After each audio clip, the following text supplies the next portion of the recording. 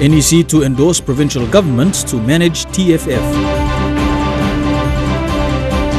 More relief supplies arrive for earthquake victims. And beneficiaries of yoga speak out against critics. This is National MTV News with Meriba Tulo. A very good evening. Thank you for joining us for Friday's news. The National Executive Council will be endorsing powers to provincial governments to manage TFF funding. Education Minister Nick Kuman says provinces must prove their capacity and be responsible to take this role. Only 2 provinces have received this power to manage their TFF funding, which are Enga and New Ireland. With Enga and New Ireland provinces already given powers to manage their tuition-free fee, the National Executive Council will be giving equal opportunities to all other provinces in the country. But the Education Minister says strict policies and financial management must be exercised by the provincial authorities. He says a decision will be made soon by the Cabinet. The Cabinet will make a decision. When we are ready, we will roll out all the TFF funds to the provinces. But we want to see that the provinces have to be ready and the structures are ready. Government's TFF policy has been criticized over the past years since its inception. While payments have struggled to reach schools throughout the country, the government aims to deliver the funding on time so schools can benefit and support their operation. Minister Kuman says managing such large sum of money is a worry because many provinces have not proven to be capable of their affairs when TFF funds are distributed. When it comes to money, it's a bit difficult for us to, So I want to see some oversight responsibility must come back to the province, to the national government for us to ensure that we have an oversight of what they do in the province. Meanwhile, Prime Minister Peter O'Neill says the plan to hire teachers from outside the country will come into full swing next year. He also maintained that teachers were chosen from English-speaking countries. We're trying to fit it in, and we will, as I said, the academic year started, so it will be slow this year, but next year we're going to ramp it up. English-speaking countries and similar education curriculums and standards as ours. Papua New Guinea graduates nearly 5,000 teachers every year. Jack Lapava Jr., National MTV News. The Secretary for Education, Dr. Uke Kombra, held a closed-door meeting with education officials in Lae today. Dr. Kombra told MTV News that he will get clarification from the officials regarding the outstanding TFF payments for schools. This came about after head teachers from almost 10 schools, 8 in Morobe and 1 in Eastern Highlands provinces, reporting that the government owes them nearly 5 million kina in outstanding TFF payments. In February this year, MTV News in Lae visited 6 primary schools, a secondary school and an elementary school in Lae district and spoke with the head teachers concerning outstanding tuition fee-free payments by the government. According to their records, the government owes them almost 4 million kina. The outstanding payments have been accumulating since 2014. Nawai Lutheran High School in Nawai district has come forward saying the government owes them nearly 1.2 million kina in outstanding TFF payments. We also visited West Goroka Primary School in Eastern Highlands Province and the head teacher, Tony Koinge, says the government owes them more than 400,000 kina since 2017. We understand that it's 297 per student.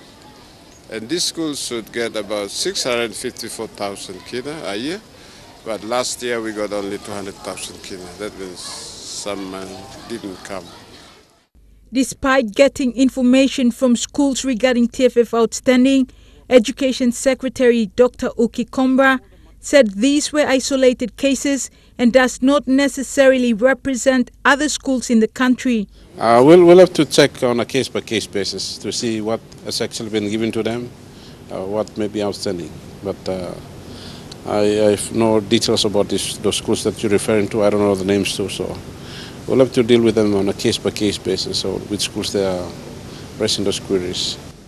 Secretary Kombra held a closed meeting with Morobe's education officials today at the Fields Hotel in Lae. According to Morobe's Provincial Program Advisor for Education, Keith Jiram, The concern on schools' outstanding TFF payments in schools was not raised. Julie Badui Owa, National EMTV News, Leh. 23 loads of relief supplies arrived in the country this week. The supplies, which included tents, tarpaulin, water purification tablets and hygienic kits, were brought in by UNICEF. These supplies are for families badly affected by the February earthquake.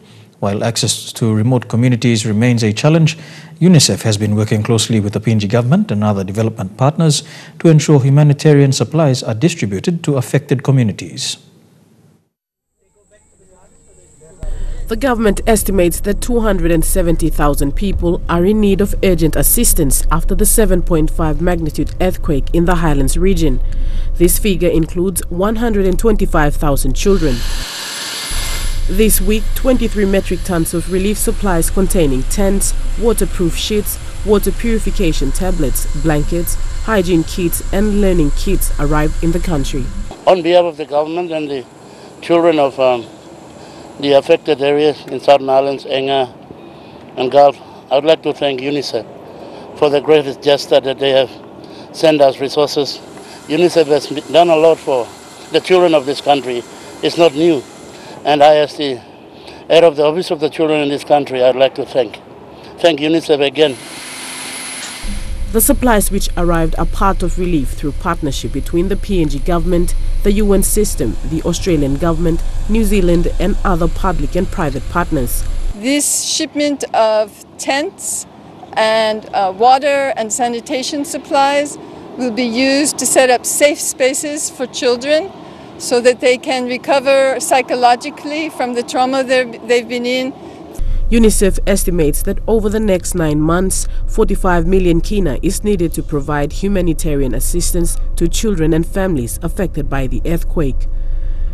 This is to help provide clean water, sanitation and hygiene in temporary shelters, psychosocial support in safe places, vaccinations and malnutrition treatment and support for children to return to school.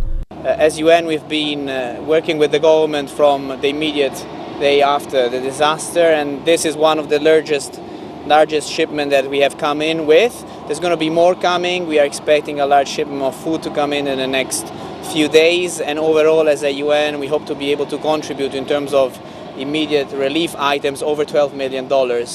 Stacey Yalo, National EMTV News. Despite being struck and affected by the earthquake last month, Mendy School of Nursing graduated 83 nurses today. Speaking at the graduation ceremony, Principal Sister Lucy Langer expressed the hardship the institution has gone through in the past 2 years. She congratulated the hardworking staff and students who have all overcome difficulties. 83 graduated with diplomas in general nursing. Also issued to the graduates is their practicing licenses by the Department of Health. Over 100 flocked in to witness the occasion at the Mendy School of Nursing. Here with National EMTV News, we'll have more of the day's top stories after these messages. Stay tuned.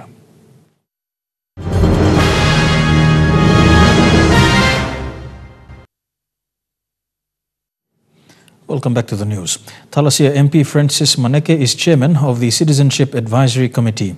Today, Mr. Maneke, together with other members of the committee, was sworn in at Government House. The committee will now be responsible for the determination of dual citizenship and naturalized citizenship applications. Immigration Minister Petrus Thomas was at Government House this morning to witness the swearing-in of members of the Citizenship Advisory Committee.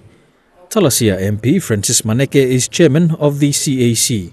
He is joined by Deputy Chairman and Mulbaya MP Koi Trape, Dr. Lawrence Kalinoy, the Secretary of the Department of Justice and Attorney General, and Solomon Kantha, the country's Chief Migration Officer. According to Minister Thomas, the committee will now be responsible to oversee the citizenship applications for both dual citizenship and naturalized citizenship. After the swearing, the board will start to go and assess the applications and the recommendations for dual citizenship and of course the naturalized citizenship. For dual citizenship we have a good number of applicants currently on hand. Most of the applicants are foreigners been living in here for the last 30-40 years. The Immigration Minister says that he would like to see the committee assist in speeding up the process for awarding dual citizenship, especially for applicants who have contributed to Papua New Guinea over many years. It is only fair that we have to recognize them and award dual citizenship. And again, it depends on the assessment, and if they qualify, the committee will of course recommend for them to have a dual citizenship and at the same time naturalized citizenship as well. The country's Chief Migration Officer, Solomon Kantha, is also a member of the CAC. He says the citizenship application process will need to be taken on board by all stakeholders to ensure that applications are processed in an efficient manner. One of the things that we are looking at is to speed up the assessments. The thing with the citizenship applications is that it is not like a visa where we have a fixed period of assessments. The reports are dependent on the organizations that need to supply the information to us for an assessment. And sometimes if we don't get reports from critical agencies, we still have to follow up and wait, and that adds to the process and certain delays. But otherwise, we so far have received most of the reports from relevant agencies that we have written to. And we are hoping that by each quarter, we should have at least a meeting. At present, there is a considerable number of citizenship applications, with the majority being for dual citizenship. Mr. Kantha is hopeful that the committee can be able to perform its role more effectively under the chairmanship of Mr. Maneke. So far, we have over 60 applications for dual citizenship, and there's a handful for naturalized citizenship as well, and we've gone through most of them already. Majority of those applicants reside in NCD. Traditional landowners of Rabaul town in Eastern Britain province have issued warnings that they will temporarily close down 3 of the most visited tourist sites in Rabaul district. The Tobebe, Tovalingan, Ratagul ILG elders say tourist operating services have failed to involve traditional landowners in the tourism market in the province. Spokesperson for the group, Andrew August, says Mount Tavurvur, the Hot Springs and Mount Kabiu sites will be closed to visiting tourists until an understanding is reached. These are part of the group of people that make up the Tobebe, Tovaling and Ratagul clans, the indigenous landowner group that own Rabaul town. Yesterday morning, they gathered to meet and discuss with tour operators about the possibilities of including landowners in the tourism business. Invitations were sent to tour operators to attend the meeting. None of them turned up. At midday, the clan leaders made their stand known that they will close 3 of the most visited tourism sites in East New Britain: Mount Tavurvur, the Hot Springs and Kabiu. This is to show their frustrations over what they claimed as an act of greed and exploitation. By me vote, usat, only agree, balputian. Tapos nogat, nogat.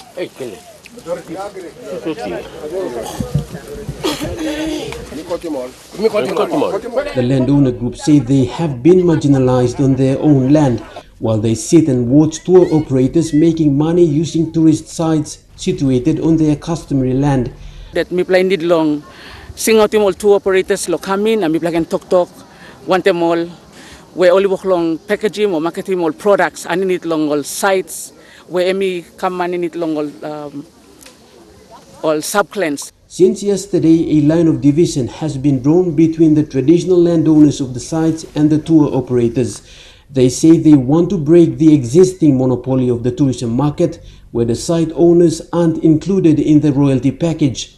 Me play need look some attention belong so that me play must come boom one time now me play by talk one time more long only packaging me play it can go inside long when more activities below me play to cultural arts and craft so that me play can pili more say me play to part belong when them tourism me work come up here.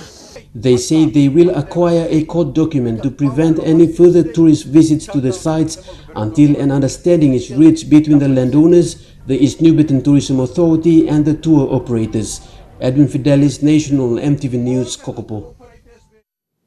And the East New Britain Tourism Authority has responded to the landowners' demands. The East New Britain Tourism Authority CEO, Judd Ranson, says it is an outstanding issue that must be sorted out between the site owners and their clan leaders. Mr. Ranson says ENBTA is obliged to facilitate tourists coming into the province and not to involve themselves in sorting out landowner issues. I believe the way forward is for Tualingan Group to start talking to the site owners and make some awareness on what their intention is to the overall development of tourism and the benefit that they want to share. Because in a sense, you can't just create an association and force people to come under that association when they don't want. So for me, I'd rather wait and see Tualingan and the site owners get together and come up with an amicable solution to how they want the benefit sharing from the tourism industry. The NCDC yoga program has come under public scrutiny ever since the release of a video secretly recording former NCDC manager Leslie Alu confirming the amount of money spent on the program. Mr. Alu said the yoga program gets 250,000 kina a month and 3 million kina annually from NCDC. The amount has caused outrage amongst city residents. However, those who benefited over the program came out in defense. In the video that has taken social media by storm, former city manager Leslie Alu says the yoga program gets 250,000 kina a month. That's 3 million kina a year. NCD residents and social media have questioned why the contract is that extravagant. Meanwhile, Rose Kiripo, NCD's woman president under the program, says the program has changed the mindset of surrounding communities in Port Moresby. It's now on you guys to believe it, whether it's true or not on the Facebook, whether what they're saying, the people they're saying, it's not true, because I want you guys to come out and know the benefits. Come to our program, take part in the community work. In all the communities, we have about 10 communities that are doing work within NCDC. We have a big Sunday that everyone come together, unite as one team and work. You get plenty benefit with the program. It's not about one anyway you play harim leme, but right now in Chalo city you may get more than 26 communities all practice yoga. During the weekdays, and people got more than 7,000 to 5,000 participators that can participate. The woman behind the yoga program is Fazila Bazari. In the video, it is alleged she is in a relationship with the Governor Powers Pakop. This has added suspicion on the reason behind the awarding of the contract. Attempts to get comments from Pakop were unsuccessful, but he did make comments on the issue on his Facebook account, stating that the program is a way of combating criminal activities in the city by changing people's mindset. Faithful yoga enthusiast says the program is worth it as it not only captures yoga but other community initiatives. They do their own walks, they take the walk, they take the ownership of the walk within the community as well. They create awareness to the public for a safe city for women. And now the women in the city, you can see that they are safe, they can move around freely, they don't have any problems. Adelaide Sirks, Kari National, MTV News. The Future Leaders Summit ended in Port Moresby yesterday with women participation in peace and security given prominence. PNG Defence Force Second-in-Charge Colonel Ray Numa says increasing women's participation in disciplinary forces can bring about positive changes for peace restoration in communities. The summit involved security personnel from Southwest Pacific countries, including Chile, in South America. Colonel Ray Numa, at the closure of the summit, encouraged participants to establish networks and maintain dialogues. Reviewing the program, I'm sure you now have a far greater understanding of a range of security issues we have here in our region. The summit began on Tuesday with 42 participants from PNG, Fiji, Tonga, New Zealand, Australia, and USA. It is the second meeting for members of the South Pacific Defence Ministers meeting. The first was held in New Zealand. It aims to establish a network of young leaders who can address international security issues together. Coordinating and whole-of-government approaches are critical to successful resolution of many of these. We are in full engagement with all stakeholders in our communities or the region in developing resolutions, because security, whether local or regional, underwrites our stability and prosperity. Other topics discussed in the 3-day workshop include apex security, maritime safety, and a holistic approach to international crimes. For Papua New Guinea, these international crimes include drug trade and illegal fishing. The participants were presented PNG bilums when they received their participating certificates. Thekla Gunga, National EMTV News. Here with National EMTV News, we go for a break now and be back with more after these messages. Don't go away.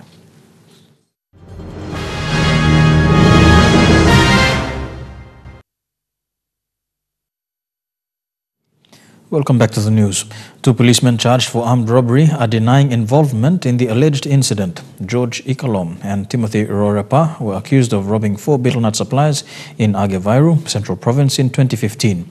It is alleged that the two officers were part of a police unit conducting road checks when they robbed 4 betel nut vendors of their betel nut bags. The incident occurred during the betel nut ban in Port Moresby. The murder trial involving a woman accused of killing her husband is into its 2nd day. The accused, Theresa Matthew from Goilala district in Central Province, was accused of killing her husband, Kasman Koma, in 2015. The case is before Justice Penuel Mogish at the Waigani National Court.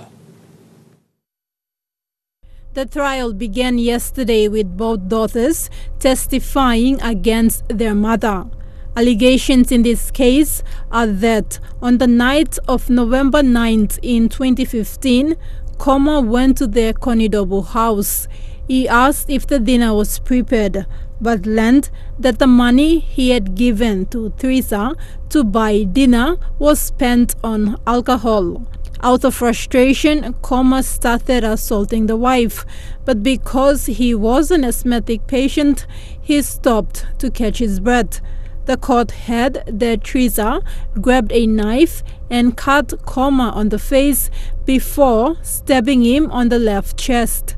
Koma was rushed to the Port Moresby General Hospital and later died. Yesterday, both daughters testified against their mother, who was present in court. Teresa is being remanded at the Bomana prison outside Port Moresby. A trial continues on Monday. Thekla Gunga, National EMTV News. The 24th of March annually marks World TB Day. However, the day was commemorated today in the nation's capital with the theme, Let's Kick TB Out of NCD. Globally, PNG is rated as one of the highest with the TB prevalence rate. Tuberculosis is an infectious disease that affects thousands of Papua New Guineans annually. The country's prevalence rate is the 10th highest in the world. TB prevalence in Papua New Guinea is the 10th highest in the world. And most worryingly, we face a rapidly rising multi-drug resistant TB in hotspots areas such as Daru Island in Western Province, where 1 in every TB cases are multi-drug resistance. And NCD, where 25% of all TB cases are reported. Port Moresby residents today gathered at the St. John Guy's Indoor Complex to commemorate the World TB Day. The overall theme is Leaders for Ending TB in PNG, with the emphasis that the TB fight is everyone's fight. Together in partnership, we can end TB in PNG. Good news today is, with commitment and with action and with leadership, we will definitely kick TB out, so let's start acting today. TB is curable and medication is available in the country. Many partners are joining hands to fight TB in the country, and today they turned up to commemorate the day and educate and create awareness to the general public on the importance of TB medication completion, as this is a serious issue in the country where many TB patients are not completing their medication, Hence, the rise in the multi-drug resistant or MDR TB nationwide. So we need to make sure that all these patients who are getting the first-line drugs, make sure that they are observed, they're getting the treatment and complete treatment. Florence John Duo, National EMTV News. Turning overseas now, there are growing fears of a global trade war following Donald Trump's announcement of $60 billion worth of tariffs on Chinese imports. The move has infuriated China, which has vowed to retaliate and fight to the end to protect its interests. This is number one, but this is the first of many. With that warning, Donald Trump pushes forward with his America First agenda, taking aim at China and what he claims are unfair trade practices. If they charge us, we charge them the same thing. That's the way it's got to be. Today, the president announced tariffs on almost $60 billion worth of Chinese imports, punishment for unfairly stealing technology secrets from US companies. According to Trump, China is responsible for the gutting of American manufacturing. We've lost, over a fairly short period of time, 60,000 factories in our country, closed, shuttered, gone. 6 million jobs at least gone. The tough trade sanctions will please his supporters. It delivers on a key campaign promise. We can't continue to allow China to rape our country, and that's what they're doing. It's the greatest theft in the history of the world. China is already threatening retaliation, and many are worried about what could happen if Beijing bites back. You could be paying more for just about everything you walk into a big box discounter like a Walmart or a Target or a Best Buy, anything from electronics to shampoos to cheap clothing. To Italy, and in the official opening of Parliament, for the first time, a black senator will take a seat in the upper house. Tony Iwobi, a Nigerian immigrant, was elected as a member for the country's far-right anti-immigrant League party earlier this month.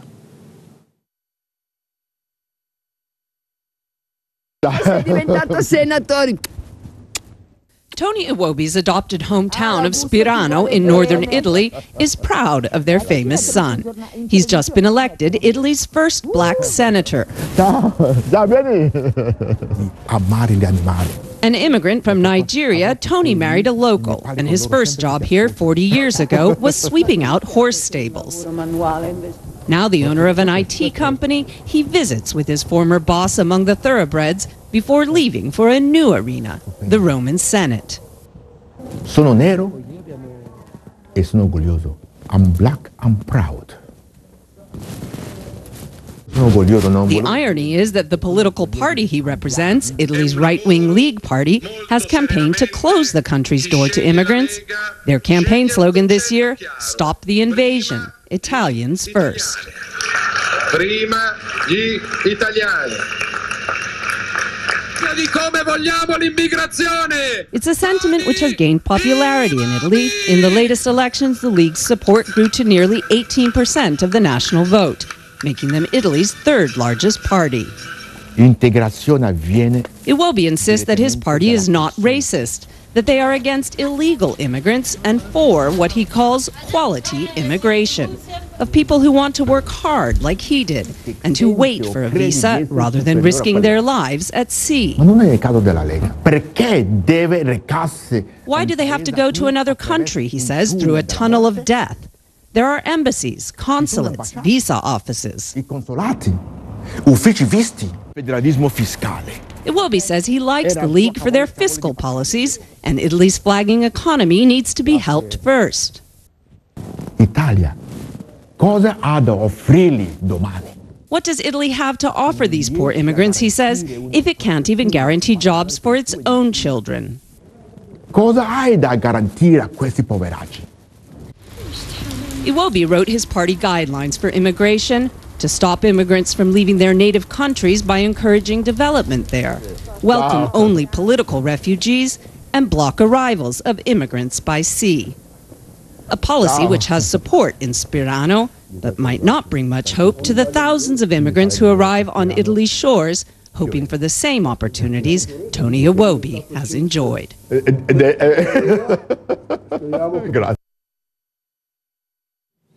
The official invitations for the royal wedding have been mailed out to 600 lucky guests.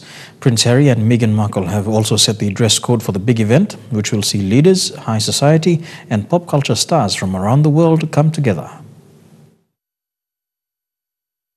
As these invitations begin to drop into post boxes and on doormats around the UK and indeed around the world over the next couple of days, we'll get an idea of who exactly is on the invite list for the wedding of the year. The invitations have been printed at the London printers Barnard and Westwood, who've been working for the royal family for more than 30 years. They're done in a traditional way on a machine that dates back to the 1930s, die stamped in gold with the Prince of Wales badge.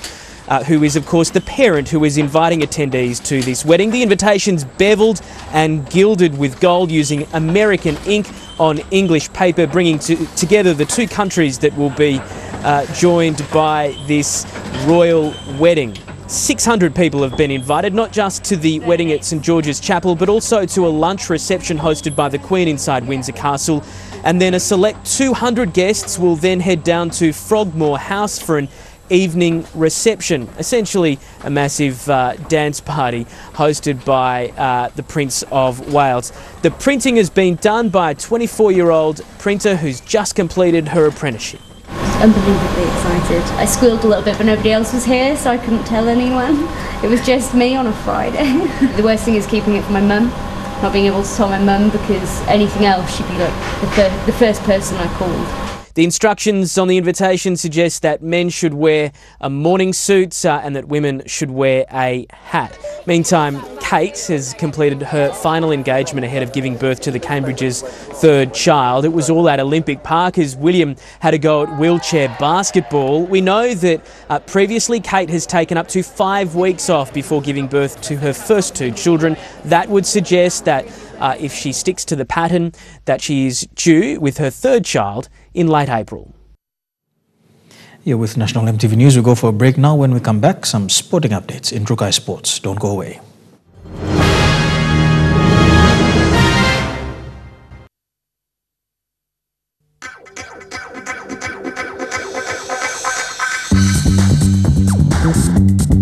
Trukai Sports.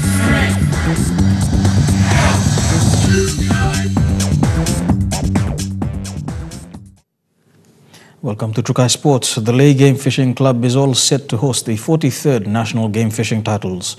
Over 200 anglers have already registered for the open water sport fishing that will run for 9 days.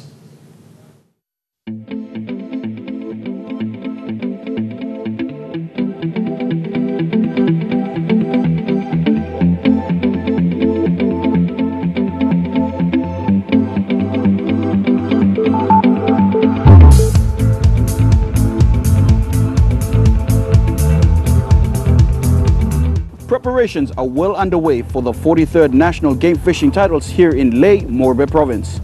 The Ley Game Fishing Club plays host to anglers from all over Papua New Guinea and abroad. Yes, we have JCA Spirit that's come up from Cairns. They came up last week actually, so they've been here a week already. They're the only international boat.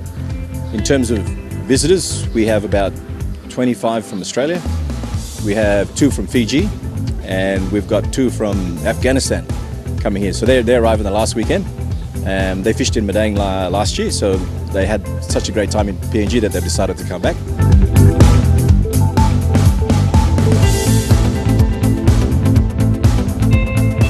The titles will run for just over a week with over 200 anglers already registered. The boats are undergoing the last-minute do-over with crew members, making sure everything is set and ready for the start of the big week tomorrow. The event is shaping up to be a memorable one. Now tonight marks the official opening of the national titles, and over the next few days we'll bring you progress reports and updates to keep you informed. Judah Memafu, National EMTV Sports, Ley. To Rugby League now, into the Super League. The Widnes Vikings have introduced their new pass-in membership scheme for Papua New Guineans. The club have come up with this initiative after receiving a lot of support from Papua New Guinea.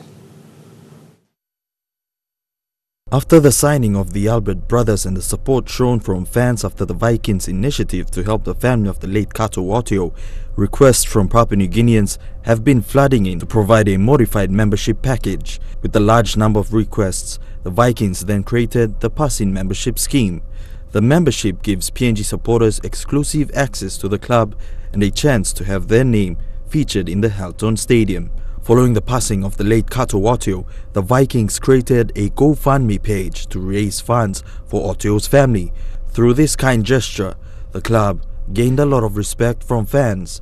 They came up with the membership name Passin after a feature was written by EMTV's lay bureau chief Scott Wyde on social media, saying the Vikings have Passin. He described Passin as showing love and affection, honoring one's commitment, kindness, generosity, steadfast loyalty, brotherhood, sisterhood, respect for self, your elders, and for your family in life and in death.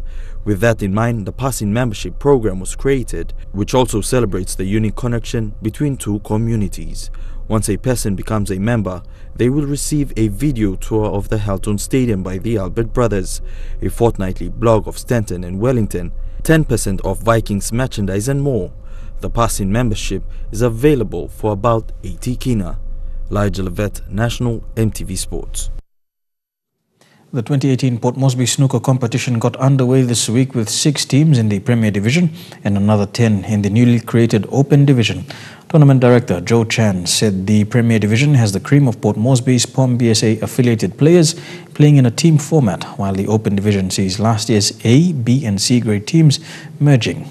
Next week, Thursday, we'll see the start of the Port Moresby Open Snooker Tournament, which is open to all affiliated POM BSA members. Any affiliated players still wanting to take part can see Joe Chan at the Q Club at the Lamana Hotel to register.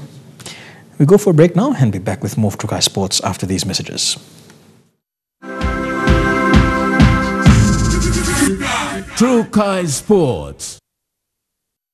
Welcome back to Trukai Sports. The Formula One season is officially underway as organisers consider adding an extra fan date in the Melbourne event to make it a 5-day festival of motorsport.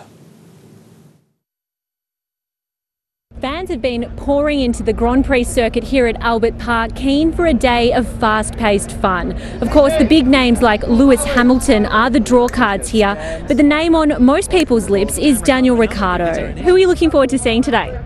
Daniel Ricciardo.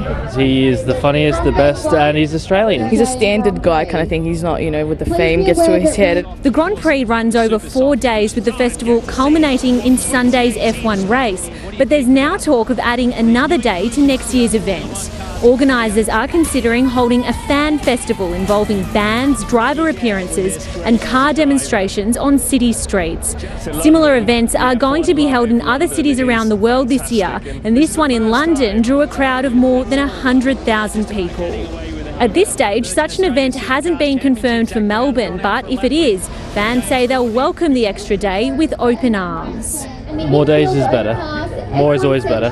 There's just so many people, and I feel like, it'd be really good for everyone to get a fair chance to see, their favourite drivers. An extra day would be great. Thousands of car fans are expected to visit the track this weekend, which will see a variety of race formats, including sprints and longer pit races. So while the weather this weekend won't be as nice as today's, the fans say that won't keep them away. Parker's secret weapons have been revealed ahead of his heavyweight unification fight, and it's his elbows. 2 surgeries late last year have left the Kiwi fitter, faster, stronger, and it's news to Anthony Joshua. Joseph Parker undercover, training with long sleeves, the scars from his secret elbow surgeries kept hidden. Here's what lay beneath. We had numerous bone chips, we had bone growth on both sides of the elbow. Joe was unable to straighten his arm because the socket had calcified over. After a successful surgery on his left elbow in November last year, Parker went all in and had his right elbow done too. The man they're looking at is a different athlete than the one they saw in 2017. His punches are delivering at a lot faster, a lot snappier. He's throwing more punches. His opponent, Anthony Joshua, was also completely unaware of Parker's new and improved elbows. A welcome psych out perhaps, especially after yesterday's smack talk from Joshua. The talk is done. Some people are humble and some pretend to be humble, and I'll let the public make their mind up. Joshua also chose to freeze out media from New Zealand and Samoa, where Parker is from. And his people are here from New Zealand and they're here from Samoa. Show them a little bit of respect. In response, Anthony Joshua's coach told News Hub that AJ speaks for himself, he's in fight mode and sees Joseph Parker as an obstacle in his way, that it's not such a bad thing that the boxers don't like each other right now. Joshua perhaps shouldn't expect handshake cordiality from Parker when they meet next week. If he's lucky, maybe a fist bump. There's a lot of bugs floating around, and everyone wants to pat Joe on his back and shake his hand and get a photo taken with him, and that drives me crazy. So no, it's a fist pump, and when I can, I have him wearing gloves all the time. And when the gloves come off next weekend, it is on. And that's a wrap for True Kai Sports. We will be back with the weather details after these messages. Don't go away. True Kai Sports.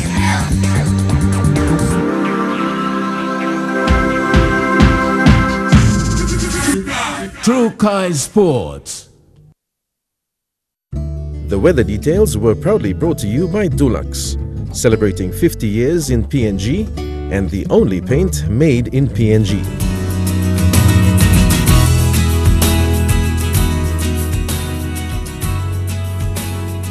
Look at the weather forecast for the next 24 hours. We begin in the southern region as always. Some showers expected in Darum, a shower or two for Port Moresby, a shower or two as well for Kerma, Alotau and Popondetta.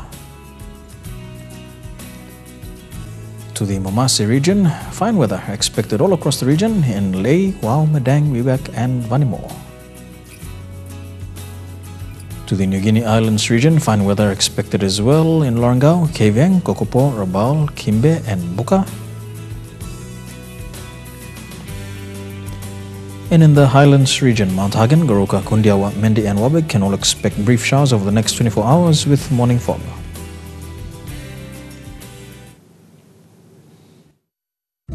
The weather details were proudly brought to you by Dulux, celebrating 50 years in PNG and the only paint made in PNG.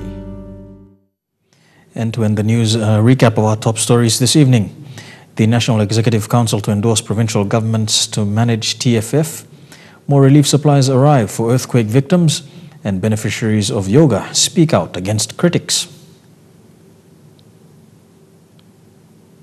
And that's the way it is this Friday, the 23rd of March 2018. On behalf of the news team, have a safe weekend. Pleasant viewing. Good night.